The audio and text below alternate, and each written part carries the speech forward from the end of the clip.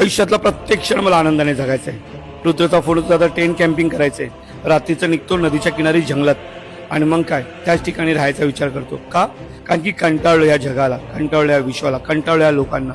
मोठेपणा, दिखावा, मान अपमान, सन्मान, पाय किसणं, घमंड, मनामध्ये राग, चेहऱ्यावरती हसू, आपलेपणासारखं दाखवायचं पण मनामध्ये राग ठेवायचं नाही. मला राजागत जगायचंय, मला आनंदाने जगायचंय. माझी झोपडी, माझी चूल, माझी लोक ते माझे आहेत, त्यांच्यासारखं जगायचंय.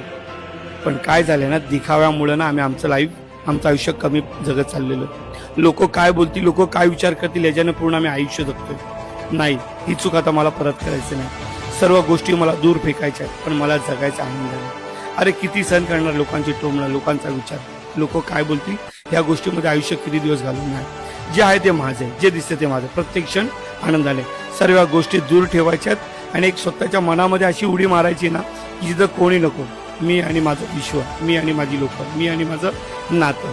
जे आहे ते खायचं, जे भेटेल ते खायचं, जसं भेटेल तसं खायचंय. माझी चूल, माझं जेवण. कारण की मला जगायचं राजागत, मला जगायचं लहान मुलागत, मला जगायचं आनंदागत. मला कोणाची गुलामी नको, कोणाची साखरी नको. कारण की मला जगायचंय राजागत. जे भेटेल त्याच्यामध्ये खुश राहायचंय. मी काही लोकांनी खाल्लं पाहिजे. कारण की येणारा प्रत्येक क्षण मला आनंदाने जगायचंय. कारण की उद्याचा दिवस कसा असेल माहिती नाही. मला प्रत्येक क्षण आनंदाने जगायचंय. उद्याचा दिवस माहित नाही.